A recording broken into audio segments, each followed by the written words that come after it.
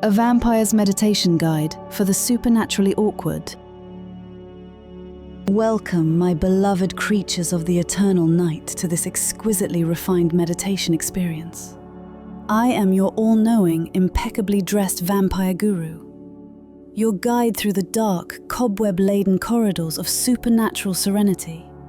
Few can claim the centuries of nocturnal wisdom I possess, though modesty prevents me from bragging excessively. Tonight, we gather to transform your supernatural awkwardness into something resembling grace, if only so you can stop tripping over your own cape every time you attempt a dramatic exit. First, find a comfortable position.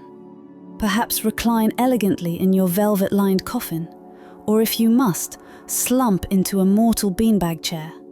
Close your eyes, but keep one ear open, just in case someone tries to sneak up on you with a wooden stake. Take a long, luxurious breath in, savoring the faint aroma of ancient crypt dust and maybe a hint of last night's regrettable snack. Exhale slowly, releasing centuries of pent-up tension and the haunting memory of that time you accidentally walked into a sunbeam because you were too busy checking your reflection in a shop window.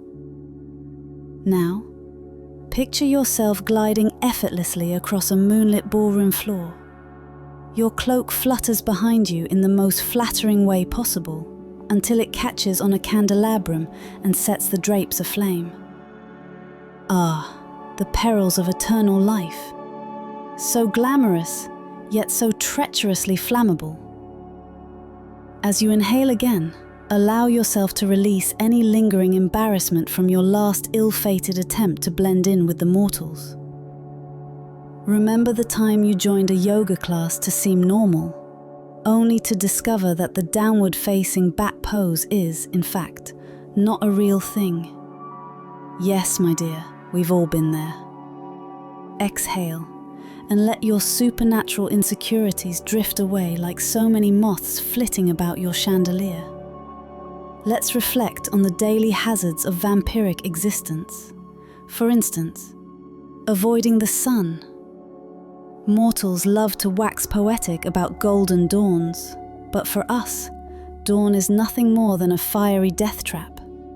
I can't tell you how many times I've dramatically swept aside the curtains, only to be immediately vaporized into a puff of regret. Repeat after me. Blackout curtains are my best friend. SPF 1000 is my signature scent. Daylight is an abomination best left to mortals and their pitiful morning jogs. Breathe in, drawing power from the velvety darkness around you. Exhale, releasing your futile desire to ever be a morning person. Now imagine yourself at a sophisticated mortal gathering. You're mingling amongst humans who all insist on eating garlic bread. You smile graciously, though inside you're planning your swift, dignified escape. As the aroma sears your sinuses, remember, no one ever said immortality would smell good. Feel the embarrassment, acknowledge it, and let it go.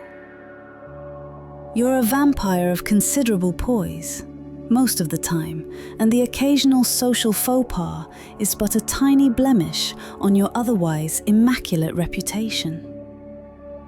Next, let's focus on the art of seduction, an essential skill for any self-respecting nightwalker. Inhale confidence, exhale desperation. Repeat after me.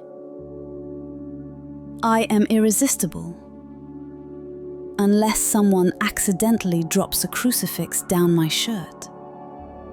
Picture yourself locking eyes with a potential paramour in a candlelit crypt. You glide forward, every inch the vision of undead allure, only to realize you've stepped squarely into a puddle of holy water. Yes, it sizzles. Yes, it smells like scorched regret. And yes, you must pretend nothing has happened. Inhale, exhale.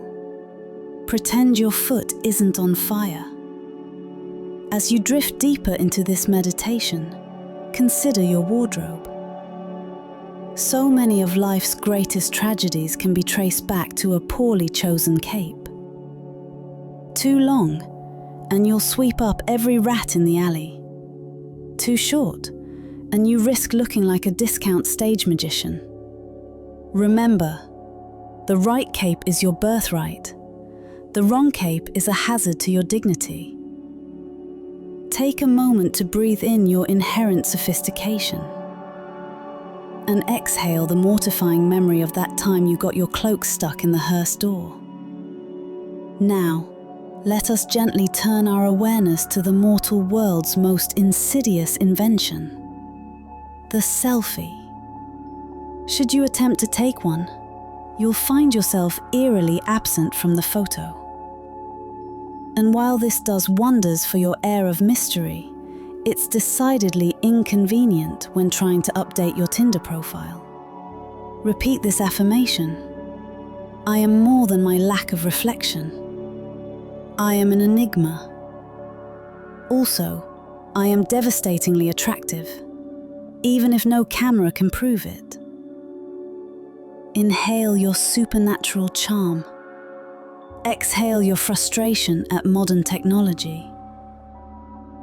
Picture yourself gliding through the night, the wind teasing your perfectly coiffed hair. You are calm, composed, and highly flammable, so do avoid those torches. You pass by a church, and though your instincts scream at you to run, you instead offer a dignified nod to the startled priest. Because you, my friend, are nothing if not polite. And now imagine a truly tranquil place, an ancient castle, walls lined with books you'll never read, and chandeliers hung at precisely the height your head keeps colliding with them.